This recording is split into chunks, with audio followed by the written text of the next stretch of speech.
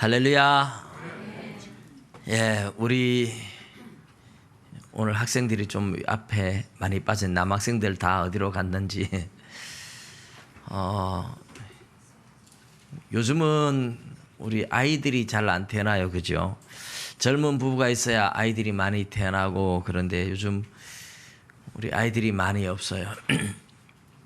내 아이들을 분만할 때 자연 분만하는 거 말고 뭐라 그러죠? 제왕절개. 왜 제왕절개라 그러는지 아세요?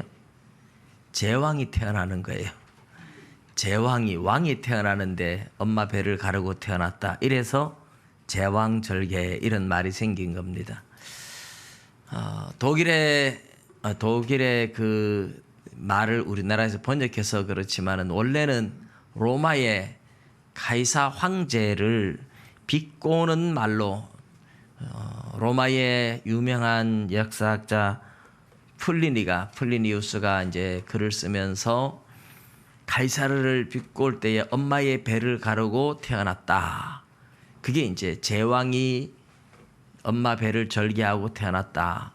제왕절개. 그래서 제왕절개로 태어난 사람들은 다 왕인 겁니다.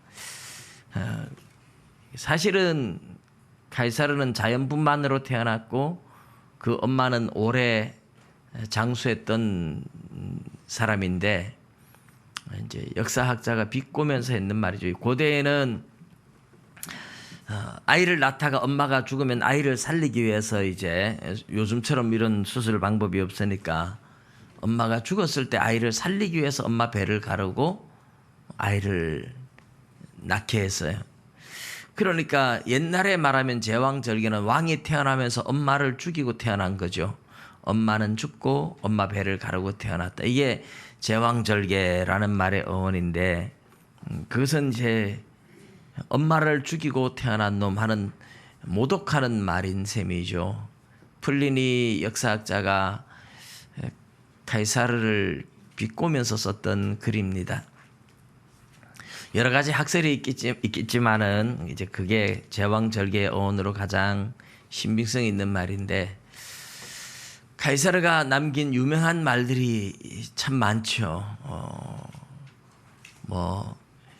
주사위는 던져졌다 한다든지 루비콘 강을 건넜다든지 왔노라 보았노라 이겼노라 뭐 하든지 그 카이사르 황제는 독일이 아니고 로마의 공화정을 없애고 독재 정권을 이루었던 황제로 유명하죠.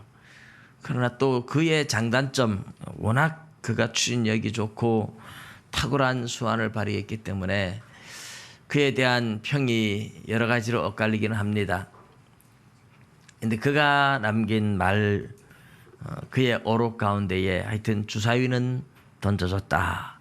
이런 말들은 요즘도 많이 이제 사람들이 사용하는 말이죠. 중국의 시진핑은 그것과 비슷한 말로 활 시위는 당겨졌다. 이런 말을 잘 사용한다고 해요. 우리나라에서는 뭐 엎드러진 물 이런 말을 쓰죠.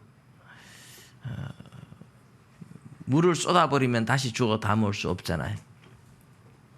오늘 우리가 읽은 이 민수기 23장에 나오는 발락 왕과 발람 술사 두 사람의 이야기인데 이 발람은 발락 왕을 안 찾아가야 됐어요.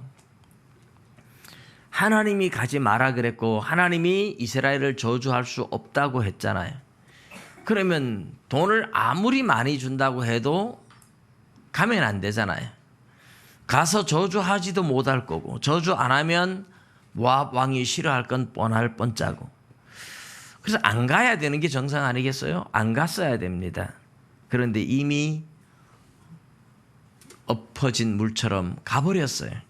그래서 우리가 지난주에 보았던 22장 마지막에 모압 왕 발락이 아르논 강까지 가서 발람을 맞이했다. 이스라엘 지도를 보면 요단강 동쪽에 이제 그 요단강 위에는 갈릴리 바다고 밑에는 사해 바다잖아요. 사해 바다 밑쪽에 동쪽에서 흘러 들어오는 강이 세렛 강이고, 사해 바다 북쪽에서 동쪽에서 흘러 들어오는 강이 아르논 강이고, 요단강 줄기 중간에서 흘러 들어오는 강이 야복 강이라고 불러요. 그런데 이 발람은 메소포타미아 사람입니다. 저 북쪽 아람 나라에 가까이 살던 사람이라는 뜻이에요. 워낙 유명한 점쟁이기 때문에, 그가 말하면 말한 대로 되기 때문에 모압 왕 발락이 이스라엘을 저주하기 위해서 많은 고관들을 아주 멀리까지 보내서 모셔온 거예요. 그리고 모압 왕 발락이 직접 아르논 강까지 나와서 이 발람을 맞이했습니다. 발람은 그렇게 모압 왕에게 왔습니다. 그리고 모압 왕에게 와서 같이 식사를 하고, 모압 왕이 왜 오라고 하는데 안 오냐고, 내가 당신을 얼마든지 높여줄 수 있는데 이스라엘만 저주하게만 하면 내가 당신을 얼마든지 높여줄 건데. 그런데 발람은 하는 말이 뭐예요? 은금을 가득히 모압 왕이 나에게 준다 할지라도 나는 하나님이 나에게 말하라고 한 것 외에는 말할 수 없다, 이렇게 지금 이야기를 하죠. 그럴 것 같으면 오지 말아야 되는데 왜 왔느냐 이 말이죠. 이스라엘을 저주할 수는 없고 모압 왕은 저주하라고 부르고 오면 중간에 끼어서 어떻게 할 건데 왜 왔느냐 이 말이죠. 근데 발람은 이스라엘을 저주하지 못하고 축복만, 23장에서 2번, 24장에서 2번 축복만 해요. 그렇지만 결국은 자기가 돈 때문에 탐욕으로 왔기 때문에, 성경에 다 기록되진 않았지만 발람이 이스라엘을 망하게 하는 꾀를 가르쳐 줍니다. 모압 왕에게 꾀를 내서 이스라엘이 죄를 짓게 만들어서 죄를 지으면 하나님의 진노로 벌을 받는다. 그래서 미디안 여인들을 보내서 유혹해서 이스라엘의 족장들을 유혹해서 우상의 제물을 먹고 간음하게 하고, 그래서 이스라엘이 엄청나게 24,000명이 막 연병으로 죽고, 또 많은 레위 사람들이 막 칼을 들고 막 이스라엘 사람들을 막 죽이고, 이런 비극적인 사건이 일어났었어요. 이런 사건이 누구 때문에 일어나는 겁니까? 발람 때문에 일어나요. 발람은 안 가야 되는 사람인데 갔다 이 말입니다. 창세기 12장에 보면 하나님께서 아브라함을 부르실 때에 세 가지 약속을 하죠. 세 가지 언약을 하는 셈입니다. 하나는 약속의 땅을 주겠다고, 본토 친척 아비집을 떠나 내가 너에게 지시할 땅으로 가라 그래요. 또 하나는 자손이 어마어마하게 많아질 것에 대한 약속을 해요. 그리고 하나는 이제 주권 약속이죠.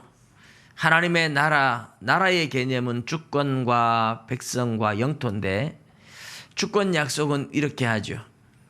너를 축복하는 자를 내가 복을 주고 너를 저주하는 자에게 내가 저주하겠다. 너를 축복하는 자에게 내가 복을 주고 너를 저주하는 자에게 내가 저주하겠다 하는 이야기는, 고대에 종주권 조약을 하거나 군신 조약을 할 때에 황제가 자기 밑에 분봉 왕들한테 하는 그런 언약의 방식이에요. 내가 너희를 지켜주고 너희들은 나를 섬기고 다른 나라가 너희들을 공격하면 내가 그 나라를 벌을 내릴 거다. 내가 너를 지켜줄 것이다. 이렇게, 대신에 너는 나를 섬겨라. 이렇게 종주권 조약을 할 때 하는 언약에 해당하거든요. 그러니까 아브라함의 주권은, 아브라함의 왕은 하나님이라는 뜻이고, 하나님이 이스라엘 백성들의 왕이라는, 그래서 이스라엘 백성들의 주권은 하나님께 있다. 우리가 사사기를 보면 사사기 17장, 18장, 19장, 20, 21장까지 계속하면서 그때의 이스라엘의 왕이 없으므로 백성이 자기 소견에 옳은 대로 행하였더라 그래요. 하나님을 왕으로 섬길 때 잘 살았는데 하나님을 왕으로 섬기지 않으면서 엉망이 되죠. 그때 이스라엘의 왕이 없었고, 그러면서 사건이 미가가 어떻게 사건을 일으키고 레위 사람이 첩을 건드리고 어떻게 사건을 일으키고 다 그런 사건들을 이야기할 때에 자기 소견에 옳은 대로 했다 그랬잖아요. 그러니까 이스라엘의 왕이 없었고 그 다음에 미가가 어떻게 했고 이스라엘의 왕이 없었고 레위 사람이 어떻게 했고 해서 자기 소견에 옳은 대로 하는 게 어떻게 하는 건지 보여주는 게 뭐예요? 완전히 소돔과 고모라 같이 죄 짓는 것밖에 없다. 사람이 자기 생각에 옳은 대로 하니까 그게 전부 다 죄 짓는 사건들밖에는 없다는 것을 보여주는 거죠. 이스라엘의 주권은 하나님께 있습니다. 그러니 지금 이스라엘 백성을 모압 왕 발락이 저주를 하게 되면 어떻게 될까요? 모압 왕 발락도 저주를 받고 발람이 이스라엘을 저주하면 발람도 저주를 받아요. 그들이 복을 받는 비결은 이스라엘을 축복해야 되는 건데 이스라엘을 축복하면 자기들도 복을 받을 건데 그걸 몰라요. 그죠? 모르니까 이스라엘을 저주하기 위해서 발람을 불러왔다. 발람은 가서는 안 되는 길임에도 불구하고 탐욕이 그를 끌고 온 겁니다. 하나님께서 나귀를 통해서도 경고했고 하나님의 사자를 통해서도 경고했고 하나님이 직접 계시를 통해서도 경고를 했어요. 여러 차례 경고를 한 셈이에요. 그럼에도 불구하고 발람은 끝까지 올 수밖에 없었어요. 왜요? 자기 욕심에 끌려서. 우리가 하나님 앞에 기도할 때 하나님의 뜻이 아니라는 걸 아는데도 끈질기게 기도하는 경우가 있어요. 우리 욕심 때문에. 그럼 하나님의 응답은 오케이 해줍니다. 근데 그 오케이가 아니에요. 하고 싶은 대로 해봐라. 알았다. 네 마음대로 해라. 이런 뜻이에요.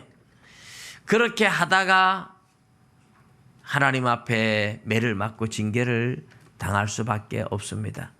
하나님께서는 의외로 우리를 막 강제적으로 끌고 가질 않아요.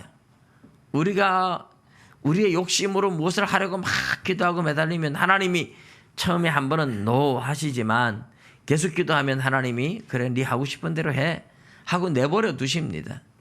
발람이 그런 셈이에요. 처음에 하나님이 안 돼 했는데 발람이 계속 하나님 앞에 또 묻고 하니까 하나님이 오케이 해주는 거잖아요. 사람들이 자기 욕심 때문에 끈질기게 기도하면 하나님의 응답을 받았다고 생각하고 갈지 모르지만 그 응답은 응답이 아니에요. 하나님이 주시는 마음은 처음에 주신 마음, 그게 항상 성령이 주신 마음들이에요. 하나님이 처음에 응답하신 그것이 하나님의 응답이에요. 우리가 자꾸만 욕심 때문에 끈질기게 하나님의 응답을 인정하지 않고 매달리면 하나님이 오케이 하실지라도 그것은 하나님이 기뻐서 오케이 한 것이 아니고 우리 욕심 때문에 우리가 하나님이 노 해도 우리가 계속 할 거니까 네 하고 싶은 대로 해라 하고 하나님이 내버려 두시는 겁니다. 그 길을 가면 거기에 대한 책임을 져야 됩니다. 마땅히 잘못된 길을 갔을 때는 그 책임을 하나님이 물으실 거예요. 자, 오늘 이렇게 이제 발람이 발락에게 왔는데 발락 왕이 모압 왕 발락이 발람을 처음에 데리고 간 곳이 어디냐 하면 바알의 신당, 바알의 산당이라 이렇게 불러서요. 바알을 산에다가 바알 신을 만들어 놓고 바알 신을 섬기던 큰 산당이 높은 곳에 있었던 것 같아요. 그곳에 올라가서 보면 모압 평지의 아르논강 북쪽에 모압 평지에 이스라엘 백성들이 진을 친 게 전부 다 보였습니다. 수백만 명이 진을 쳤으면 얼마나 대단하겠어요. 이거는 정말 장관이죠. 이스라엘 백성들이 진을 치는데 성막을 가운데 놓고 동서남북으로 진을 쳤어요. 어마어마하게 많습니다.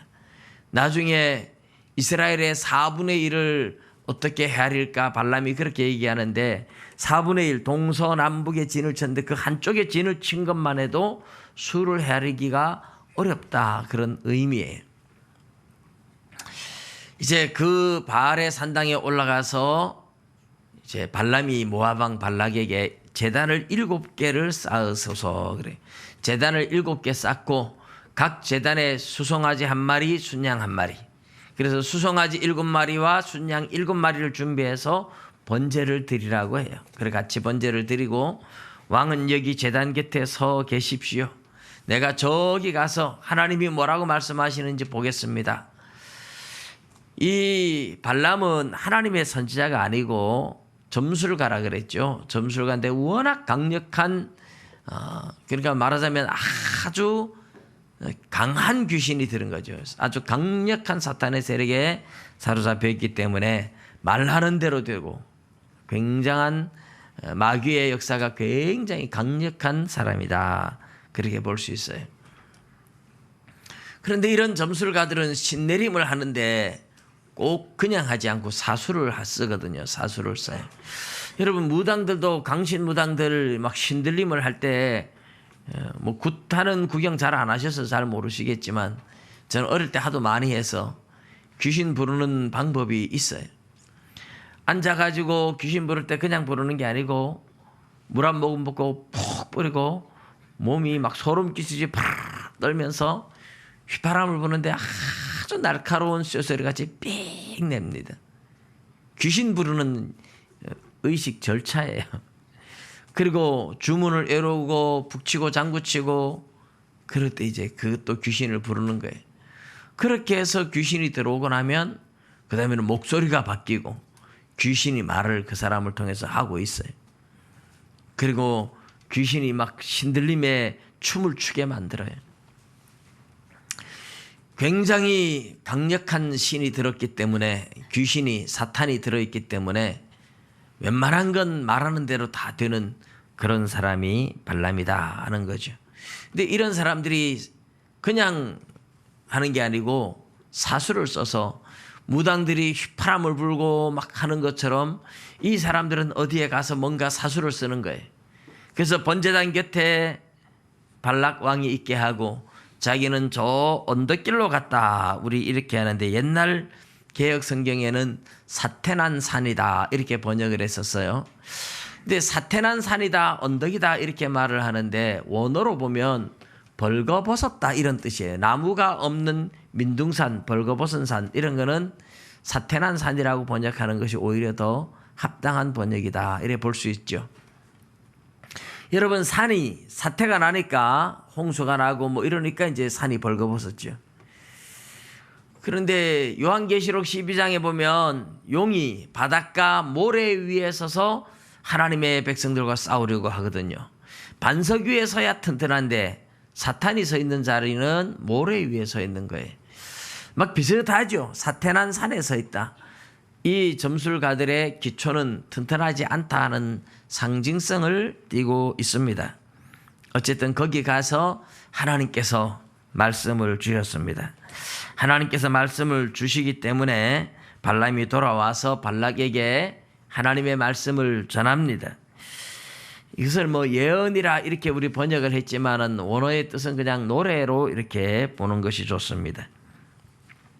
시로 노래로 지금 부르고 있어요. 그래서 여러분 우리 히브리어의 성경의 구약의 시편들은 거의 다 강조할 때의 평행법이라는 걸 많이 썼다. 제가 늘 말씀을 드렸는데 이 히브리인들이 강조할 때는 같은 말을 반복해서 쓰거든요. 이것을 평행법이라고 하는데 이 시도 보면 예언이 그렇게 다 평행법으로 되어 있어요. 발람이 예언을 전하여 말하되 발락이 나를 아람에서 자 발락이 모압 왕이죠. 그래서 발락이 나를 아람에서 해놓고 모압 왕이 동쪽 산에서 데려다가 이르기를 이 모압 왕이 나를 데려온 동쪽 산에서 데려온 거나 발락이 나를 아람에서 데려오는 거나 같은 말을 반복하는 거예요.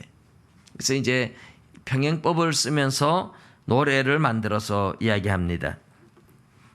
와서 나를 위하여 야곱을 저주하라. 와서 이스라엘을 꾸짖으라 하도다. 야곱을 저주하라. 이스라엘을 꾸짖으라 하는 것도 반복해서 이 굉장히 강조하는 표현이죠. 꾸짖다 하는 말은 이제 분노하다 이런 말인데 이스라엘을 향하여 막 저주를 퍼붓고 분노하라는 거죠. 그러면서 8절에 뭐라 그럽니까? 하나님께서 저주하지 않으신 자를 내가 어찌 저주하며 여호와께서 꾸짖지 않으신 자를 내가 어찌 꾸짖으랴. 이것도 반복되죠. 반복 평행법으로 계속 신은 지어져 있습니다. 결국은 왕이 자기를 불러서 저주하라 그러지만 하나님이 저주하지 않았기 때문에, 하나님이 저주하지 못하기 때문에 할 수가 없다. 내가 바위 위에서 그들을 보며 작은 산에서 그들을 바라보니 이 백성은 홀로 살 것이라 그를 여러 민족 중에 하나로 여기지 않으리로다. 여러 민족과 섞여 사는 그런 하찮은 민족이 아니라는 거예요. 하나님이 지켜주는 특별한 민족이기 때문에 그들은 홀로 존재하는, 하나님이 보호하는 특별한 백성이라는 뜻입니다. 야곱의 티끌을 누가 능히 세며 이스라엘 4분의 1을 누가 능히 셀고. 또 반복이죠. 계속 이제 시가 평행법으로 반복되고 있는데, 그들의 수가 엄청나게 번성하다 하는 것은 하나님이 복을 주었다는 가장 특징적인 표현입니다. 요즘은 뭐 자식을 많이 안 낳지만 옛날에는 어쨌든 자손이 번성한 게 최고의 복이었죠. 그러니까 이스라엘은 헤아릴 수가 없다고 이야기를 하고 있습니다. 그러면서 나는 의인의 죽음을 죽기 원하며 나의 종말이 그와 같기를 바라노라. 의인의 죽음을 죽기 원한다, 이런 표현을 지금 쓰고 있는 것은 하나님의 말씀을 전하다가 죽어도 나는 하나님의 말씀을 전할 수밖에 없다라는 이야기를 해요. 굉장히 의로운 하나님의 선지자처럼 보이잖아요. 지금 성령에 사로잡혀서 지금 하나님의 말씀을 전할 때는 이렇지만 그는 하나님의 사람이 아니기 때문에 하나님의 백성들에게는 성령이 오셔서 영원히 함께 하세요. 그러나 하나님의 백성이 아닌 사람들에게는 하나님께서 잠깐 성령으로 그를 사로잡아서 예언하게 하고 성령은 떠나요. 성령이 떠나면 자기 욕망이 그대로 또 나타나는 거예요. 갓삼이라는 이 술사 점술가 발람은 바로 그런 성령에 사로잡힐 때는 의인처럼 보이는데 성령이 떠나가면 별 볼 일 없어지는 사람입니다. 발람이 두 번째 다시 또 예언을 또 하는 게 오늘 본문에 나오는데, 발락 왕이 막 화를 냅니다. 내가 나의 원수를 저주하라고 불러왔는데 너는 어째서 축복하고 있느냐, 이러면서 화를 내고 발락이 다시 다른 곳으로 가자 이래서 소빔들로 인도해서 비스가 꼭대기에 갔다. 비스가 산은 이제 모세가 올라갔던 산이기 때문에 잘 아는 산이죠. 근데 이 비스가 산에서 보니까 이스라엘 백성 전체가 보이지 않고 이스라엘 백성의 일부만 보이는, 일부만 볼 수 있는 자리로 데리고 간 겁니다. 이스라엘 백성들의 끝만 보이면 혹시 하나님이 저주하도록 허락하지 않을까, 이런 거예요. 하나님을 세상의 우상처럼 생각하는, 착각하는 모습이죠. 하나님은 한번 말씀하시면 변하지 않는 분이죠. 하나님은 이랬다 저랬다 하는 분이 아니에요. 그런데 우상처럼 생각해가지고 이스라엘 전체를 볼 때는 축복하는데 이스라엘의 끝만 보면 이스라엘이 아닌가, 이렇게 하나님이 착각해가지고 저주를 허락할 수 있지 않을까. 이게 이제 세상 사람들이 우상을, 귀신들을 아주 우습게 보는 거죠. 귀신을 속일 수 있다고 생각하는 거예요. 우상은 속일 수 있습니다. 귀신들은 속여서 뭐 이거 보여주면 귀신이 이렇게 하고 또 그거 뭐 가려가지고 다른 거 보여주면 이렇고. 옛날에 우리 어릴 때 뭐 정월 대보름인가 뭐 금음날 되면 그런 거 많이 했잖아요. 귀신들이 와가지고 신발 신고 간다고 신발 안에 다 들여놓고, 그리고 귀신들 못 들어오게 하려고 그 쳇바퀴를 밖에다 놔둡니다. 쳇바퀴가 구멍이 성성 난데 귀신들이 와가지고 그 구멍 샌다고 하나 둘 셋 넷 몇 개까지 세었더라, 또 하나 둘 셋 넷 또 잊어버렸는데, 이래가지고 밤새도록 그거 세다가 들어오지도 못하고 간다, 이래가지고 밖에다 쳇바퀴 걸어놓고 귀신들을 속여 먹을 거라고 생각한 거예요. 이게 사람들이 우상을 섬기는 사람들의 생각이거든요. 근데 우리 하나님도 속을까요? 이스라엘 백성 전체를 보면 하나님이 내 백성이다 이런데 저 산에 모퉁이 가가지고 끝만 딱 보이면 이게 누구지? 이래 못 알아보고 막 그 저주를 허락하고 그런 식으로 지금 착각하는 거죠. 모압 왕 발락이 발람을 데리고 가는 이유가 그겁니다. 이스라엘의 끝만 보면 하나님도 이스라엘이 아닌 줄 알고 착각해서 저주를 허락할 수 있을 것이다. 그러니까 하나님을 어떻게 아는 거예요? 세상 사람들이 하나님을 우상이 하나로 생각하고 있다는 아주 어리석은 생각들을 지금 보여주는 거예요. 그리고 똑같이 7제단을 쌓고 7마리의 수송아지와 7마리의 숫양으로 제사를 드리는데, 이 7제단을 쌓고 7마리 순양과 수송아지로 번제를 드리고 이런 것은 하나님이 이스라엘 백성들에게 주신 법도만이 아니라 그 시대에 고대 근동 아시아 지역의 대부분 민족들이 그렇게 제사를 드렸어요. 바벨론에도 이런 7제단을 쌓고 수송아지 순양으로 제사 드리는 그런 풍습들이 많이 흔적으로 남아 있습니다. 모압도, 암몬도, 다른 나라들도요. 이것은 하나님께서 그 시대에 할례도, 다른 나라들도 할례를 행하는 풍속도 있었고, 그런 풍속들, 하나님은 낯설지 않은 풍속들을 가지고 하나님께서 의미를 부여했어요. 의미를 부여해서 하나님의 백성을 제도를 주신 거죠. 어쨌든 이제 발람은 똑같이 사수를 써가지고 하나님의 말씀을 받아가지고 다시 와서 이스라엘을 축복하고 있는 내용이 나옵니다. 이스라엘을 축복하는 내용이 보면 이제 발락 왕이 얼마나 어리석은가 하는 것을 지금 이야기를 해요. 18절에 보면 발람이 예언하여 이르기를 발락이여 일어나 들을지어다. 십보로의 아들이여 내게 자세히 들으라. 발락에게 들으라 들으라 두 번 반복해서, 이것도 뭐예요? 평행법을 쓰고 있는 거죠.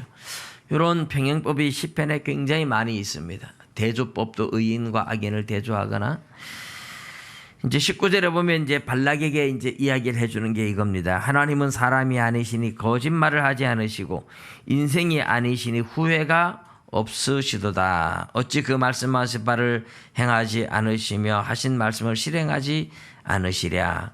이 19절에 평행법으로 반복을 두 번 하는데 이 두 번씩 하는 게 두 구절이 나오죠. 그런데 이 유명한 구절, 하나님은 사람이 아니시니 거짓말하지 않는다.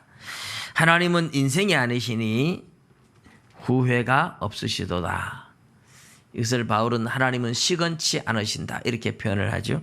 하나님은 사람이 아니기 때문에 거짓말하지 않는 분이에요. 한번 하나님이 축복했으면, 복을 주셨으면, 이스라엘에게 복을 주겠다 그랬으면 하나님은 그대로 하시는 거죠. 끝을 보이든지 귀퉁이를 보이든지 몇 명을 보이든지 간에 하나님은 그런데 속는 하나님이 아니에요. 하나님은 우리가 하나님을 속일 수 없습니다. 하나님이 우리를 사랑하시기 시작하면 끝까지 사랑하시는 거고, 하나님이 우리에게 어떤 말씀을 주셨으면 그 말씀 그대로 행하시는 분인데, 우리가 자꾸만 하나님을 속이려고 하는 것보다 어리석은 일은 없어요. 하나님은 절대로 우리에게 속지 않으십니다. 우리는 우리의 양심을 속여서 안 돼요. 우리의 양심을 속이며 하나님이 모르시겠지, 하나님이 못 보시겠지, 그런다고 해서 하나님이 속으시는 하나님이 아니시고 모르시는 하나님이 아니십니다. 하나님 앞에 정직하게 나가는 것만이 우리가 사는 길이고 은혜를 받을 수 있는 유일한 길입니다. 하나님의 말씀 앞에 우리는 아무리 몸부림쳐도 도망갈 수 없고, 하나님의 말씀을 어기어서 괜찮을 수 있는 방법이 없어요. 우리의 욕망, 죄를 짓고 싶은 욕망들이 우리를 아무리 덮어 씌워도, 우리가 하나님을 속이면서 죄를 지으려고 해도 하나님을 속일 수 있는 방법은 없습니다. 우리의 탐욕이 우리를 아무리 끌고 가도 우리는 끌려가면 안 됩니다. 발람은 그렇게 끌려왔지만 저와 여러분 하나님의 백성들은 그렇게 끌려가면 안 돼요. 하나님은 속이지 않는다. 거짓말하지 않는다. 내가 축복할 것을 받았으니 그가 주신 복을 내가 돌이키지 않으리라. 발람은 발락에게 분명히 말합니다. 하나님이 축복하라고 명령해서 내가 복을 돌이킬 수 없다. 야곱의 허물을 보지 아니하시며 이스라엘의 반역을 보지 아니하시는도다. 역시 반복해서 평행법을 쓰고 있죠. 여호와 그들의 하나님이 그들과 함께 계시니 왕을 부르는 소리가 그 중에 있도다. 이스라엘 중에 왕이 있다는 거죠. 이런 표현은 이제 장차 오실 메시아 예수 그리스도에 대한 예언적인 표현이 되고 있습니다. 하나님은 그들을 애굽에서 인도하여 내셨으니 그의 힘이 들소와 같도다. 하나님이 애굽에서 그들을 인도하여 내셨으니, 우리 성경은 이제 내셨으니에서 과거형으로 표현되어 있습니다만은 히브리어는 분사형이 미완료형으로 되어 있습니다.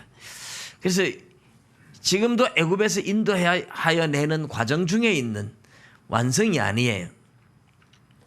하나님이 애굽에서 인도하여서 그들에게 약속의 땅을 주는 그 과정까지는 계속해서 아직까지 완료된 것이 아닙니다. 인도하여 내는 과정 중에 있고 그들의 힘은 들소와 같다.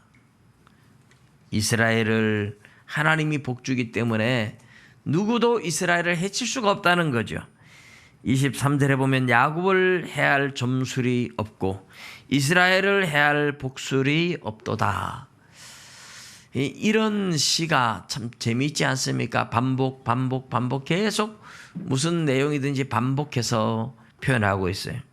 굉장히 시적인 표현이고 노래로 만들어서 부르는 노래라고 할 수 있습니다. 이때 야곱과 이스라엘에 대하여 논할진대 하나님께서 행하신 일이 어찌 그리 크냐 하리로다. 이 백성이 암사자같이 일어나고 수사같이 일어나서 움킨 것을 먹으며 죽인 피를 마시기 전에는 눕지 아니하리로다.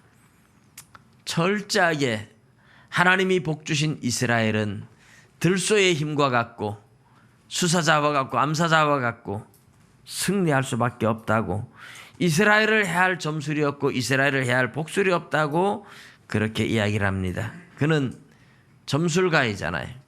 발람은 점술가이잖아요. 다른 사람을 해치는 악한 저주를 퍼볼 수도 있는 사람이고 축복할 수도 있는 사람이라고 말하지만 아무리 자기가 힘을 써도 도무지 이스라엘을 해칠, 이스라엘을 저주할 수 있는 방법이 없다. 점술로는 복술로는 이스라엘을 저주할 수가 없다. 그렇게 예언을 하고 있어요. 발락 왕이 얼마나 기분이 나쁠까요? 발락이 발람에게 또 이르되 오라 내가 너를 다른 곳으로 인도하겠다. 거기서는 저들을 저주할 수 있도록 하나님이 기뻐하지 않을까? 발락은 계속해서 착각하고 있죠. 하나님을 모르는 사람들의 모습입니다. 발람이 발락을 축복할 때 발락 왕이 화가 나서 한 말이 뭡니까? 발락이 발람에게 이르되 25절에 보면 그들을 저주하지도 말고 축복하지도 말라. 저주하라 그랬는데 왜 자꾸 축복하느냐 이거죠. 저주하지도 말고 축복하지도 마라. 그러면서 발락이 화를 냈었습니다. 발람은 어쩔 수 없다고 얘기를 해요. 그래서 마지막에 광야가 내려다 보이는 부올산 꼭대기에 가서 또다시 제단을 쌓고 저주하라고 합니다. 그러나 다시 축복으로 바뀌는 내용들, 그것이 24장에 가면 축복하는 내용들이 됩니다. 이스라엘을 저주하라고 발락이 발람을 불러와서 아무리 해도 하나님은 그 저주를 축복으로 다 바꾸어 놓았어요.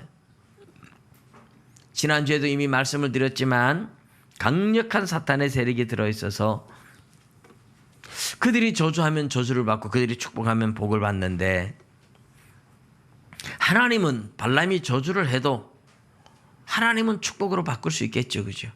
근데 하나님은 저주하지 못하도록 아예 처음부터 와서 지금 차단하고 계신 거예요. 왜 그럴까요?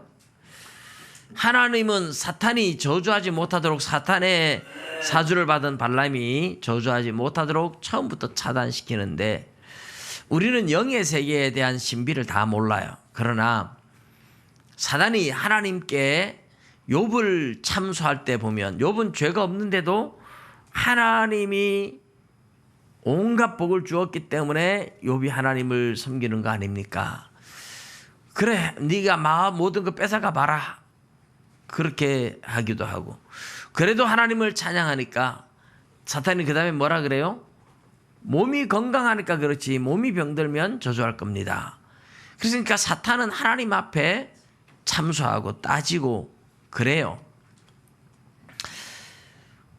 베드로가 예수님을 저주하게 될 때 예수님 뭐라고 미리 말씀하셨는지 아시죠? 베드로에게 예수님께서 뭐라고 말씀을 하세요? 시몬아 시몬아 사단이 너를 밀 까부르듯 하려고 청구하였노니 이래요. 밀 까부르듯 하려고 청구했다. 사탄이 시험할 수 있는 권리를 얻었다는 거예요. 근데 왜 사단이 시험할 수 있는 권리를 얻어서 시험을 할까요? 베드로가 예수님께 당당하게 한 말이 나는 죽을지언정 주님을 부인하지 않겠습니다 하고 큰 소리를 쳤어요. 그 큰 소리를 치니까 사단이 아니 베드로가 저렇게 큰 소리를 쳤는데 한번 시험하게 허락해 주십시오 하고 청구하는 겁니다. 그래서 여러분 사단은 예수님이 십자가에 죽으셨다 부활하시기 전까지는 사단의 권세를 깨뜨리고 쫓아내기 전까지는 하늘나라에서 하나님 앞에 성도들을 많이 참소해요. 이런 사단의 세력에 의해서 발람이 이스라엘을 저주하는데도 하나님이 그냥 놔두면 이스라엘을 공격하면서 사단이 하나님 앞에 따졌을 거예요 아마. 아니 내가 저주할 때 하나님 가만히 계셨잖아요. 저주를 선포할 때 가만히 있었다는 말은 저주를 허락했다는 뜻이 아닙니까 하고 하나님 앞에 따질 수 있어요. 그래서 하나님은 아예 저주하지 못하도록 처음부터 와서 차단하고 계신 겁니다. 여러분 우리는 영의 세계에서 다 모르지만 사단이 상당히 많이 활동을 하며 하나님의 결국은 하나님의 도구 역할을 밖에는 안 되지만 그러나 사단이 저주하고 저주를 선포하고 할 때 하나님께서 침묵하면 사단은 그것을 하나님의 허락으로 그렇게 인정할 수 있다 하는 겁니다. 그래서 하나님은 아예 발람의 입에서 저주가 나오지 못하도록 하나님은 처음부터 점술사, 점쟁이이지만은 찾아오셔서 그의 입에 저주를 막으시고 축복만 하게 만들었다 하는 것을 우리가 23장에서 볼 수 있어요. 하나님이 이스라엘 백성들을 데리고 광야 생활을 하는 동안 이스라엘은 하나님을 향하여 끊임없이 원망했습니다. 끊임없이 이스라엘은 하나님을 향하여 불평불만을 했습니다. 그래서 하나님께서 때로는 연병으로 치기도 하고 불뱀으로 치기도 하고 하나님께서 여러 차례 재앙으로 이스라엘을 벌을 내리기도 했어요. 하나님은 이스라엘을 그렇게 매를 때리고 벌을 내리기도 하고 했는데도 불구하고 발람이 저주하는 것은 절대로 허락하지 않으시는 겁니다. 이것이 무엇과 같은가 하면요. 여러분 내가 사랑하는 자녀가 말을 안 들어서 엄마가 아이를 야단을 치고 회초리로 매를 때린다고 생각해 보십시오. 아, 저 사람이 엄마가 자식을 회초리로 매를 때리는구나. 미워하는 거 보나. 그리고 다른 사람이 와가지고 그럼 나도 좀 때려줄게 이러면서 다른 사람이 내 자식 때리려 그러면 놔둘까요? 내가 내 자식 매를 치는 거는 바로 말 잘 들으라고 하는 거지만 내가 때린다고 남들까지 와서 막 주먹 들고 내 자식 때리려 그러면 부모가 그거 놔둘 부모가 세상에 아무도 없습니다. 난리 납니다. 당신이 뭔데 내 자식을 때리냐고. 그렇지 않겠습니까? 지금 하나님이 하시는 일이 바로 그거예요. 이스라엘이 비록 하나님의 말씀을 어기고 불평불만 원망해서 하나님께서 광야에서 매를 때리고 야단을 치지만 그러나 사단이 하나님의 백성을 손대려고 하고 사단이 하나님의 백성을 저주하려고 하는 것은 하나님이 절대로 허용하지 않는 겁니다. 모압 왕 발락이 저주하라고 하는 이 저주 속에는 사단의 힘을 빌리는 거죠. 하나님은 하나님의 백성들을 매를 때릴지라도 하나님이 하나님의 백성들의 징계를 내릴지라도 그것은 사랑해서 내리는 매고 사랑하기 때문에 징계를 내린 것이지 미워해서 그러는 것 아니에요. 사단이 하나님의 백성들을 저주하려고 하는 것은 망하게 하려고 하는 거잖아요. 하나님은 하나님의 백성들을 사랑하기 때문에 사단이 와서 하나님의 백성들을 저주하려고 하거나 재앙을 내리려고 하는 것은 절대로 허락하지 않습니다. 여러분 지금 우리의 삶에 고난이 오고 어려움이 온다 할지라도 그것은 하나님이 우리를 망하게 하려고 하는 법이 절대로 없다는 것을 믿으시기 바랍니다. 하나님이 우리를 사랑하기 때문에 우리를 교훈하고 바른 길로 가게 하기 위해서 우리에게 때로는 고난을 주지만 그 고난은 우리를 망하게 하는 고난이 아니에요. 하나님이 우리를 잊어버렸거나 우리를 싫어서 버리신 것이 아닙니다. 하나님은 우리를 사랑하기 때문에 우리를 훈련하고 연단하는 방법일 뿐이지 하나님이 버리신 것이 아닙니다. 그렇기 때문에 사단이 다른 이방 세력이 하나님의 백성을 공격할 때 하나님이 절대로 그냥 두질 않아요. 하나님이 이방인들을 통해서 징계를 내리고 매를 때리기도 하지만 그러나 하나님이 그들의 징계를 내리는 그 민족들을 통해서 징계를 할지라도 그 악의 세력까지 하나님은 철저하게 통제하십니다. 하나님의 백성들을 너무 괴롭히면 그 나라를 또 벌을 내리십니다. 다 세상 나라들이 하나님의 손에 잡힌 몽둥이 역할도 하고 회초리 역할도 할지라도 하나님의 손에 잡혀 있기 때문에 다 하나님의 통제 안에 있을 뿐입니다. 하나님은 저와 여러분을 사랑하십니다. 사랑하기 때문에 어쨌든 악의 세력, 사단의 세력이 하나님의 백성을 저주하거나 망하게 할 수 없도록 철저하게 하나님이 보호하시고 지켜주심을 믿으시기 바랍니다. 하나님의 사랑을 믿고 더욱 담대하게 하나님 앞에 가까이 나아가는 저와 여러분 될 수 있기를 주님의 이름으로 축복합니다. 기도드리겠습니다.